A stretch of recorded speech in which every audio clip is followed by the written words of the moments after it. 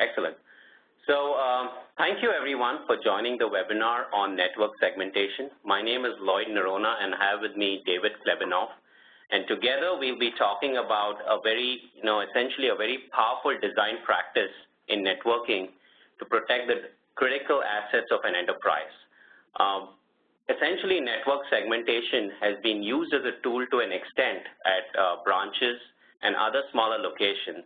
But it is a powerful tool essentially to protect assets of an enterprise and isolate traffic on an end-to-end basis, but it's not implemented much today. We're going to get into the reasons of it and also explain how we address the problem in the marketplace today. Essentially, there is no better way I can make a point about network segmentation than on this slide. This slide essentially covers a presentation I had attended in October actually of 2015. The presenter is Brian Krebs. You might know him from the blog Krebs on Security. Essentially, he's one of the leading cyber criminal reporters in the marketplace today, and he covered most of the hacks, including the target breach.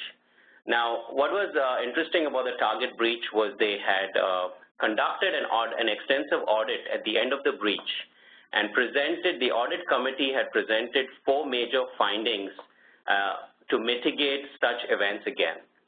And one of the biggest findings was the lack of network segmentation, pervasive network segmentation. Now, there were other elements too, but network segmentation was one of the big factors in which they discovered that a vulnerability in one part of the network had exposed all other parts of the network to the problem. For those of you who don't know, the target breach was attributed to a vulnerability in a business partner's network, essentially the HVAC vendor. There was a compromise on that, on the systems of a partner network, which then crept into the POS systems because it had open access to all systems once it could enter the network. Now, this presentation, again, was done to about 4,000 CIOs. It was a very powerful presentation, and it pointed to the fact that, not having these restricted, isolated zones within a network can essentially cause major problems in most enterprise networks, not just in retail networks. Now, if the question then arises that if segmentation is such an important aspect of network-based security, why isn't it implemented pervasively today? And the reason for that is essentially twofold. The first is, if you were to look at how you would roll out segmentation today, there are 2 major options. One is you can have a carrier-provided solution. Essentially, your service provider rolls out an extra VPN or an extra VRF for you within the enterprise, and then you have the ability to map applications to these multiple segments that is provided by the carrier. This option, of course, has been available for as long as MPLS itself has been available, but it is used only to a certain extent, not pervasively, and the biggest aspect is cost. It is not only costly for an enterprise to implement, it is also costly for a carrier to deploy because essentially the entire carrier network also is limited on a per segment basis or a per VPN basis. The next option that an enterprise has is essentially do it yourself, right? They have the option to have complex ACLs that are implemented on a per hop basis. You essentially have intelligence on every segment that happens on a route-by-route basis on every hop.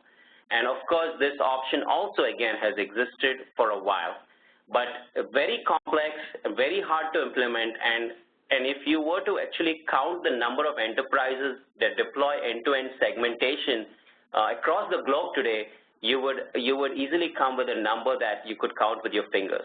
It is that complex and it is that hard to do. So essentially,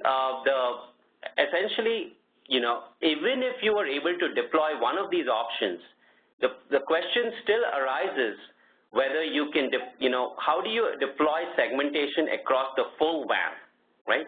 You still are posed with a problem that a portion of your WAN is MPLS, a portion of your WAN is non-MPLS. or you might have dual MPLS, how do you implement a single segmentation framework across the full WAN? Right? In order to do that, you essentially need a single piece of infrastructure that you call the WAN and not a disaggregated infrastructure like you have today.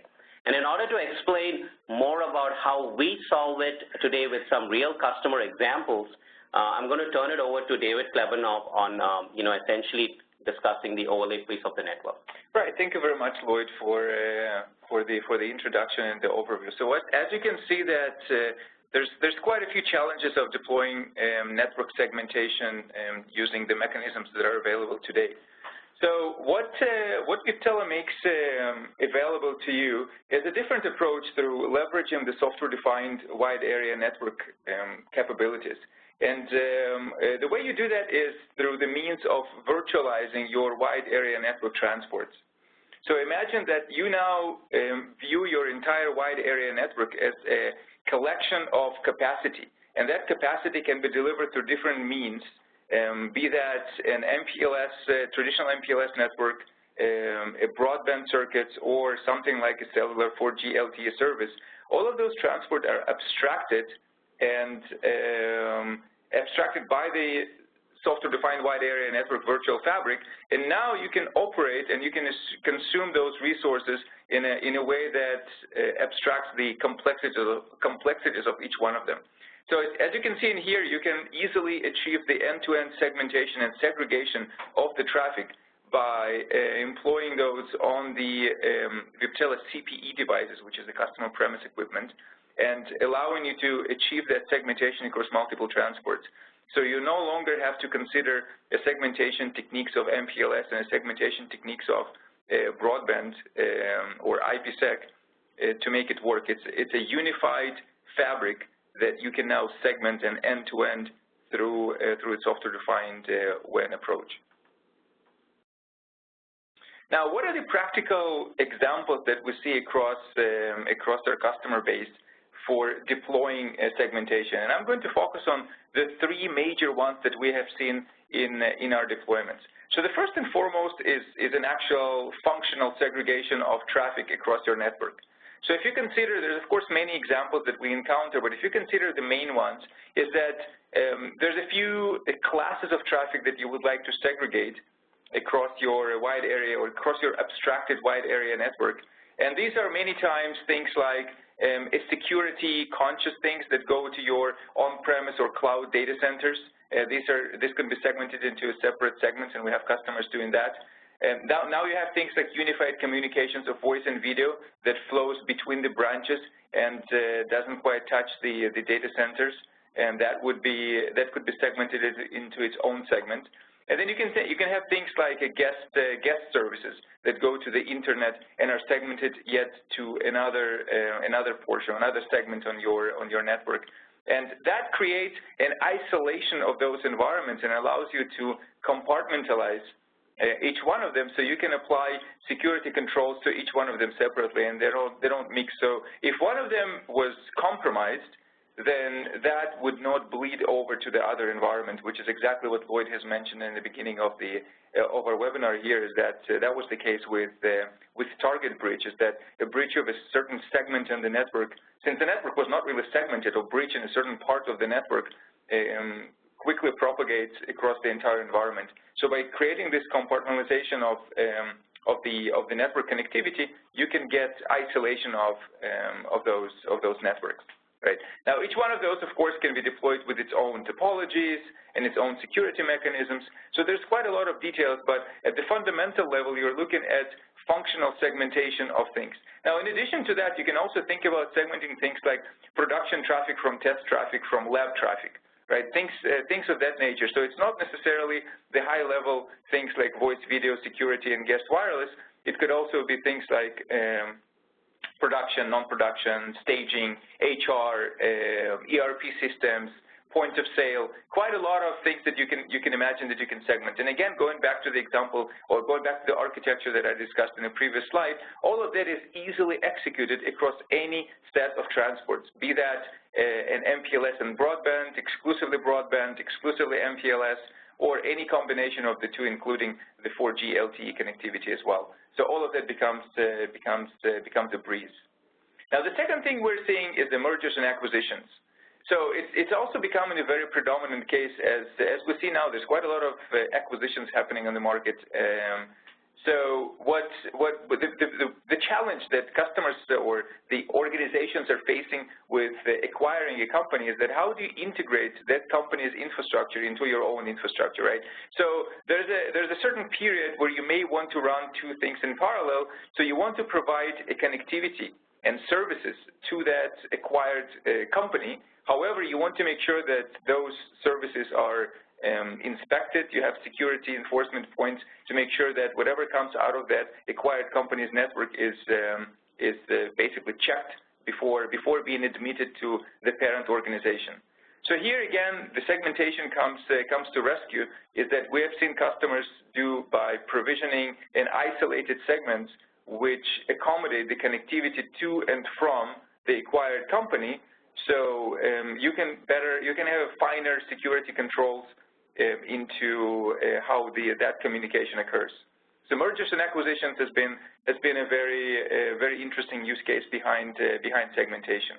Lastly, if you are looking at a large organization, a conglomerate, or an organization that has a principles of multi-tenancy, and again, this could apply equally to the enterprises as well as the service providers.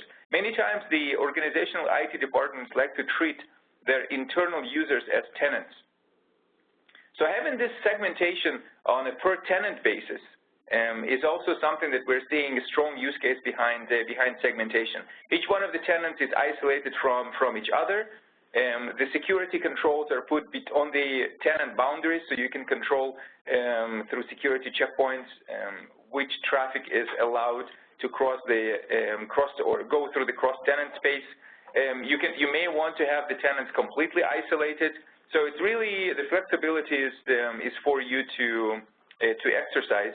But at the end, a multi-tenancy is another strong case. So these are the three major cases that we're seeing customers are deploying in respect to segmentation. Now let's move on to a demonstration. So let me just set it up the conversation in here. Is that we have a relatively small size network, about 30 sites or so. And again, this is just the network we're going to demonstrate on. But imagine that to be as small as just a few sites and as large as a couple of thousands of sites and beyond. We have our customer base is ranging really across the smaller sites, the smaller amount of sites, which is counted in single site numbers, and to tens, to hundreds, to thousands, and beyond. So the architecture is completely scalable. So everything that we've talked so far and everything that I'm going to show you is basically equally applicable to a network of any size. Now imagine the Viptela V8 routers, which are the customer premise equipment. These are the routers that get positioned on the edges of your wide area network, and these are the ones that accommodate the connectivity from different WAN transports, and they provide the connectivity to the users that are connected behind it. Everything we do is in the context of a virtual private networks. So as you can see in this example, I have two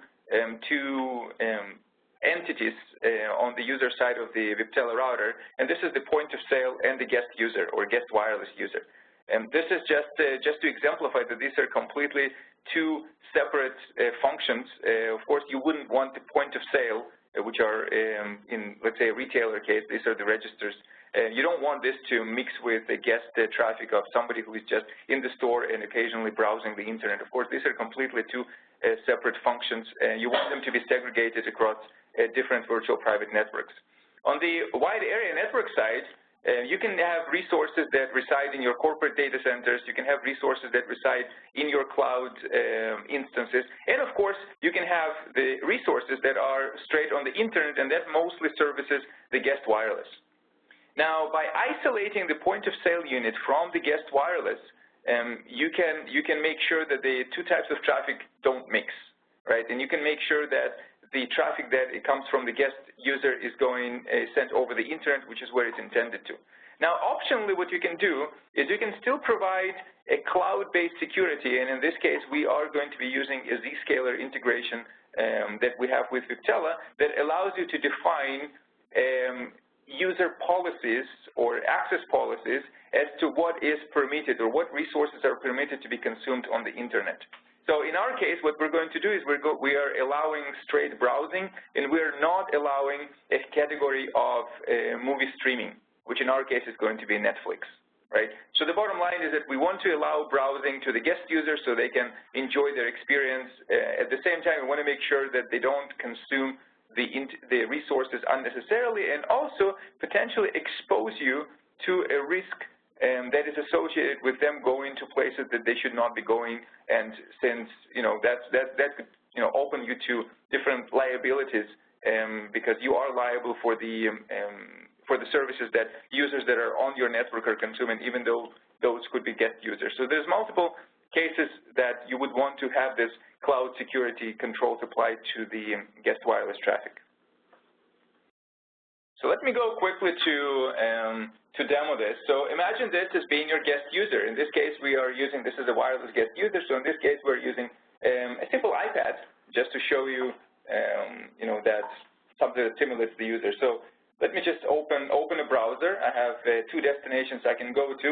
So let me browse to Viptela website, and that's opens, right? This is a regular internet access. And now let me go to a Netflix website. That also opens. So now I have an unrestricted control or unrestricted access from the guest wireless network, right? So let me now navigate to a system, to a vManage system. This is a single pane of glass for managing, administering, troubleshooting.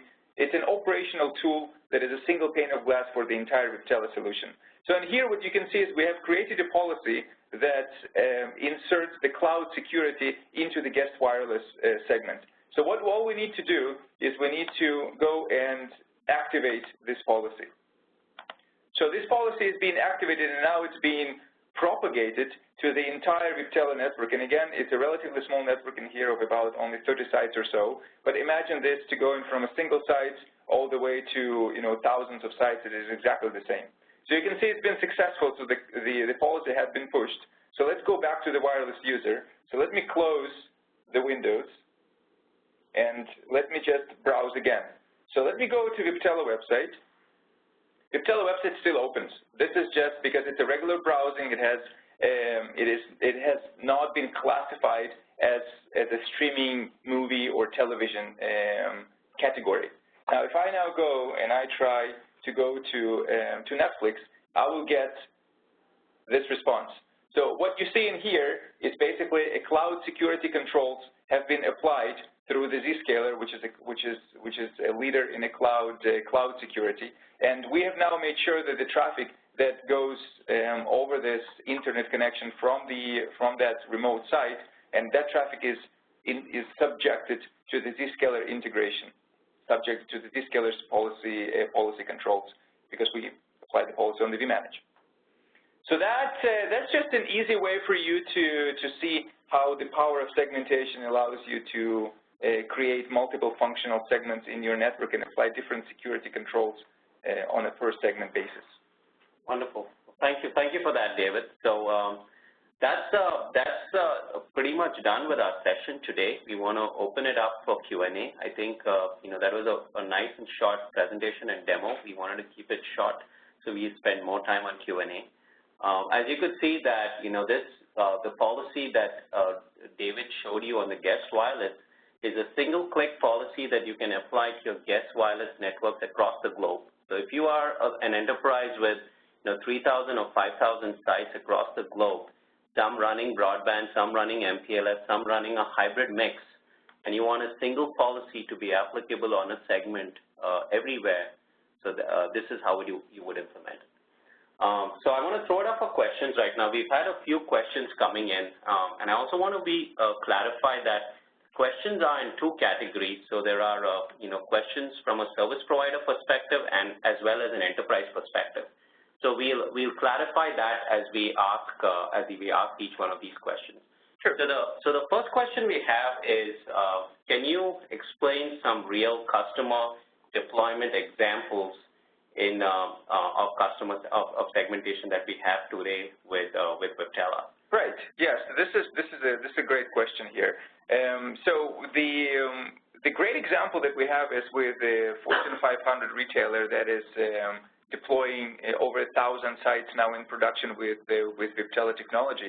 And the way that they've implemented that, if you remember the three leading use cases that we talked about, the main use case was around segmenting different types of traffic on top across the network. And that's exactly what this retailer is doing in production. They have between 5 and 7 virtual segments, and they map the connectivity from the end host systems into those virtual segments. Those virtual segments have to do with a point of sale, things like guest services, different ERP resources.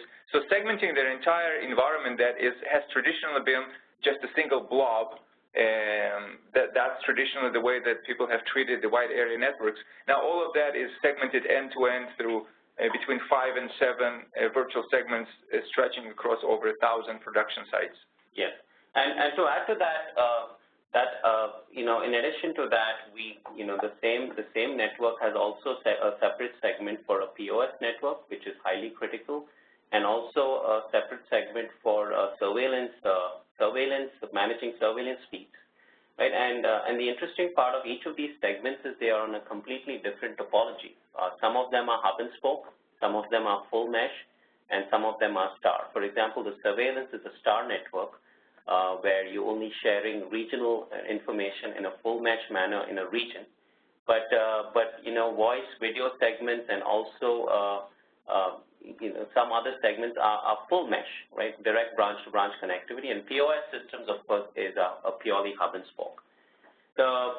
The next question that we have is, it's more of a carrier-focused question. Sure. What happens to the QoS implementation on an MPLS network after we have an overlay? So does the MPLS still need to maintain granular QoS if there's an overlay running over it? Yeah, it's a perfect question, yes.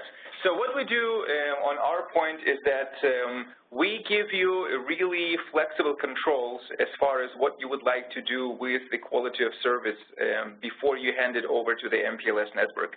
So obviously many organizations employ different traffic marking mechanisms either at the access layer, or sometimes they remark things at the WAN edge. So we support both. You can either mark things close to your host, and then when that traffic hits the Viptela VH routers, we will just copy that marking to the outer IPsec encapsulation and send it over the virtual network.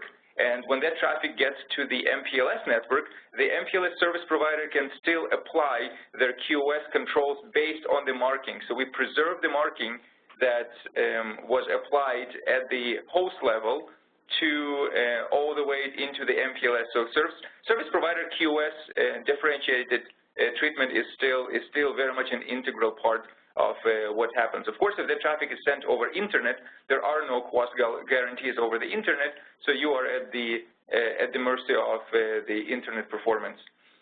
Now, we also give you the option to remark things at the WAN edge, at the VH router. So if you decide that you want to remark some of the marking that was done at the host level or the access switch level, or you don't want to trust that, so you can remark it, and again, we will copy that into the outer IPsec header and send it on its way. So at the end, MPLS quality of service is still a very much essential piece of a puzzle because it is still an efficient service with QoS guarantees. We just want to make sure that we apply a proper sort of abstraction mechanism to use MPLS and broadband and 4G LTE, so you have the flexibility. But the traffic that gets forwarded over the MPLS network, the MPLS QoS still has a very valid consideration. The next question is on Zscaler. Yep. Zscaler is providing only IPS IDS protection for traffic on port 80 and 443. How would you protect guest users from threats on internet traffic through any other port? So the answer is, Zscaler is one of the options for internet-bound traffic exiting from the Viptela network. I mean, that is just an example that we've shown you.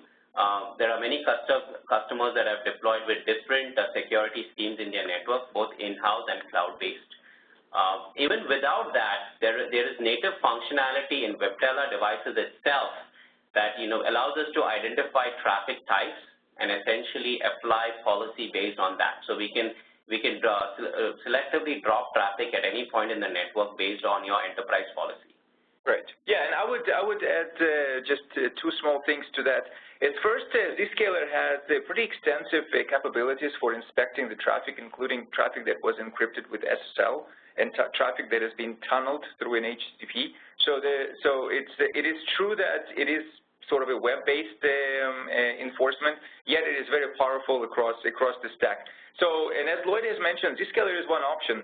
If you want to implement different types of security controls through, for example, a stateful firewall or IDS, IPS appliances that have been sort of specifically deployed for a purpose of deeper analysis, that is absolutely possible, and we have a variety of ways that organizations are deploying that. It could be deployed inline. It could be deployed regionally through regional hub facilities and using our service insertion functionality. It could still be deployed centrally in the data centers. So you have a wide variety of options to applying those security controls through a traditional stateful inspection mechanism, so firewalls, IDS, IPS, data leak protection, anything using our service insertion functionality. Yes.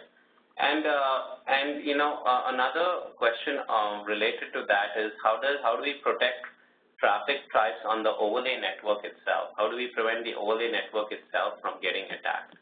And the answer to that is we essentially have a fully encrypted overlay, and only a certain ports are open for traffic, and we essentially authenticate all kinds of traffic that enter through those open ports, and we implicitly block everything else. Right. Yeah. So we employ a zero trust approach where the devices that are deployed, or every single element of Viptela solution that is deployed, is completely zero trust. So it is hardened by default and by design. So when you're deploying these elements on the network, and sometimes they're connected to broadband circuits, they are implicitly secure, and everything that is allowed to communicate in and out of the device itself has to be specifically, sort of automatically gets discovered as the network builds itself, right? So they are hardened to begin with, and then they are dynamically exposing themselves to the types of traffic that they need to be exposed to. And that could be an IPsec traffic or a connection to the controllers or connection to the management systems. So it automatically sort of kind of goes into the self-learning steps of knowing what kind of traffic it needs to accommodate that is targeted at the device itself. The next question is, what is the overlay? Is Viptela using an IPsec overlay or some other overlay? Yeah, absolutely. Viptela is a big believer in standardization and using standards-based approaches. Everything we do is standards-based. The overlay is IPsec, standard IPsec using AES 256-bit encryption. So it is absolutely completely standard. It's using SSL mechanism to the control plane. It uses dynamic routing protocols to the service or user side. So everything is completely standards-based and can seamlessly integrate into any existing environment.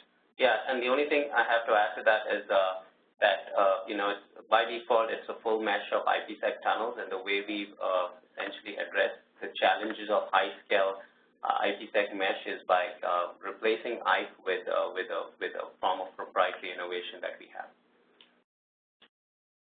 Are IPsec tunnels protected by PKI certificates or pre-shared keys? Yeah, everything we do is mutually authenticated through the use of certificates. So we don't believe in pre-shared keys. We don't deploy pre-shared keys. We have a mutual authentication and a mutual trust between every single element of the system, so everybody goes through a rigorous mutual authentication and authorization process before they're being admitted, be those the V8 routers or the controllers or the management system. Everything authenticates everybody else, so everything is bidirectionally authenticated through PKI. Now we also give you a certificate lifecycle management as part of the management system. So things like certificate signing, certificate installation, things like that, they're all automated through our management system. So it is sort of a zero-touch PKI infrastructure that you just get embedded within the Viptela solution. Wonderful. The next question is on the enterprise-focused question, which is based on CPE. Do we need to replace existing CPEs? And if so, how do we cost justify it? Right. So we support full flexibility. So we have customers that have gone both ways. We have customers who have replaced their existing CPU with Viptela routers, VH routers. They're fully functional routers. They do really well networking. They do really well security, and they understand application policies. So some customers have decided to replace their existing CPEs with Viptela CPE. The second approach is that some other customers have taken an approach of putting Viptela CPE side by side with their existing CPE. And again, as I mentioned, we support standard routing protocols, OSPF and BGP. So we would peer with those existing CPEs, we would exchange routing information, and we will build our virtual network on top of the existing CPE. Over time, customers who have opted for the second option of keeping the existing CPE, many of them actually go and expand their Viptela footprint by replacing the existing CPE and just increasing the number of Viptela devices to give them better redundancy on the SD-WAN side. So we have customers who have done both ways. Wonderful. I think we're about 4 minutes over time right now, so we have a few more questions, and we'll address them one by one. We'll address them one-on-one with each one of you. What we want to really thank you for attending the webinar. We plan to do this on a recurring basis, at least once a month. In the meanwhile, we had a lot of questions on the Viptela architecture. If you want to understand our architecture, or even want to understand how large customers have deployed Viptela, and they explain the step-by-step method in which how they have deployed it. If you go to our website, you will see essentially a 60-minute podcast by Packet Pushers that talks to 3 of our most significant enterprises in retail and financial services. And each one of them have a different architecture, a different hybrid network, but they've been able to use the same technology for different needs. I recommend you attend the podcast, and we will catch you on our next webinar. Thank you very much. Thank you. Thank you for attending.